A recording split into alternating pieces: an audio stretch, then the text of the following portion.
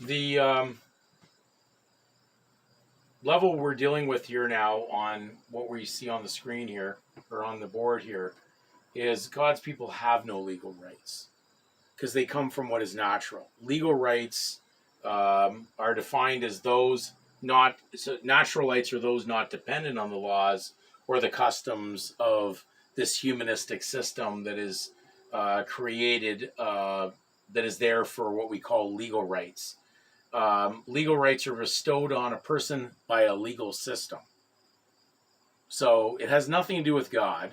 God does not bestow legal rights. Man's world of imagination bestows legal rights. And so in that system, you have to carry something to prove that. A tree in nature doesn't have to prove it's a tree. A squirrel doesn't have to prove it's a squirrel. A blade of grass, a dandelion, anything that is in a natural setting doesn't have to prove what it is. It is what it is.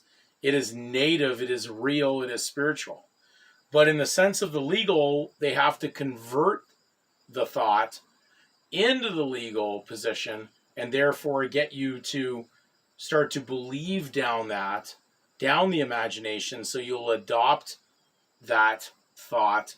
And therefore, instead of being on a quest for truth, you're on a request for fiction. So you request to be re-known as something that you weren't. You don't need a license to be yourself. You need a license to impersonate the concept or the misconception, the miscarriage of thought of someone who's away from God and therefore dead, not living, because anything away from the natural system of God is dead.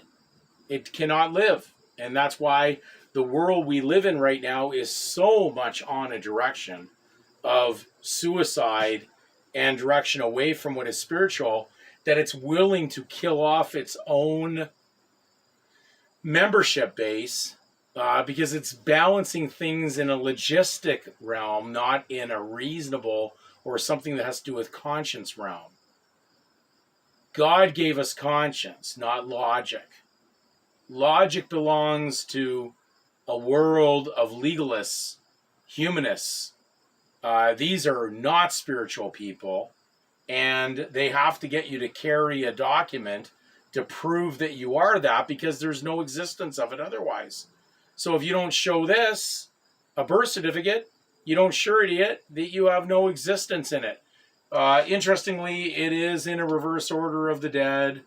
It represents the dead, and there it represents corpus or dead, as the Canadian government dictates a definition for legal person. It says that the only legal person known to their law is the body corporate, of the body corpus. That's a dead body.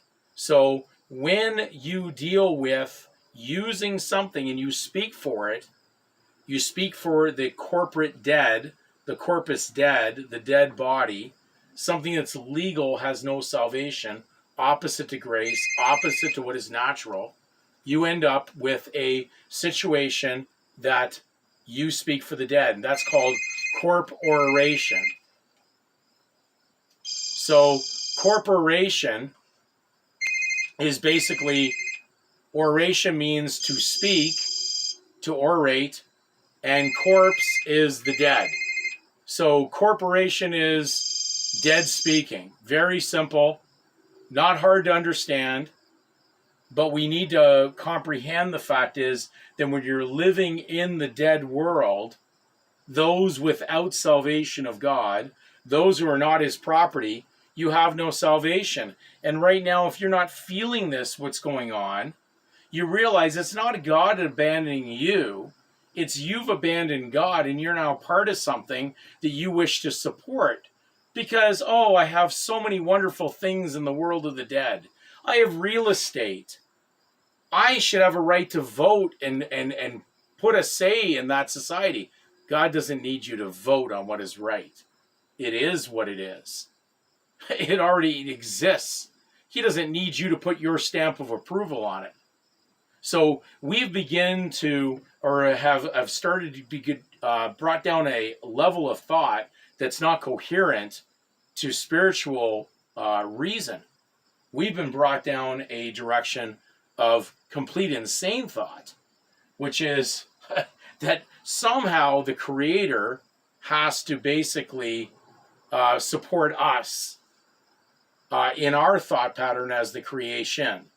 And so the creation has got out of hand, and now it's in recreation of thought, imagination, and the Creator basically has left us to, unfortunately, the realm of that to provide us a learning experience of what can happen when you put your trust in those that promote something away from His harmony of thought.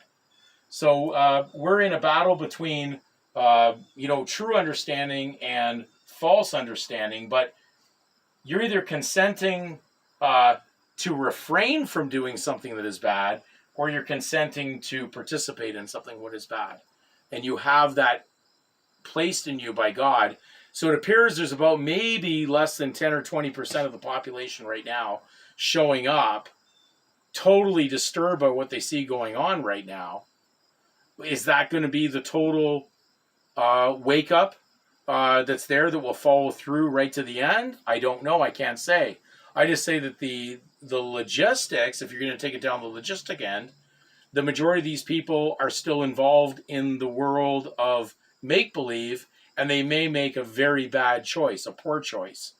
They may actually put what they believe to be their make-believe monetary existence above their actual existence naturally, because they believe there's no other way to go. But if someone's offering you poison right now and saying this is the only way to live, would you take that poison? Would you be even questioning whether or not it'd be best not to take the poison? If you're in a burning house and the house is burning down, the premise of the thought of where you thought your life was, under a surname, a house, a premise of thought, if that house is burning down, would you remain in that house, trying to gather your last bit of your possessions? Or would you just be trying to get outside of that house and leave that house, divorced from that house that's burning? And right now, the majority are sending me most of the emails about how do I remain in that house, benefit from that house, stay in the burning house, and still have salvation. And I can't answer that with anything other than, are you out of your head? It's not going to happen. You can't be in both places. So you're either going to choose spiritual, and you're going to walk down a spiritual path and come out, or you're going to stay in. And to stay in is going to have a price tag with it. So it will definitely lead those down to disaster who have actually placed a value on their lives instead of placing what is invaluable, because life is invaluable, it's priceless.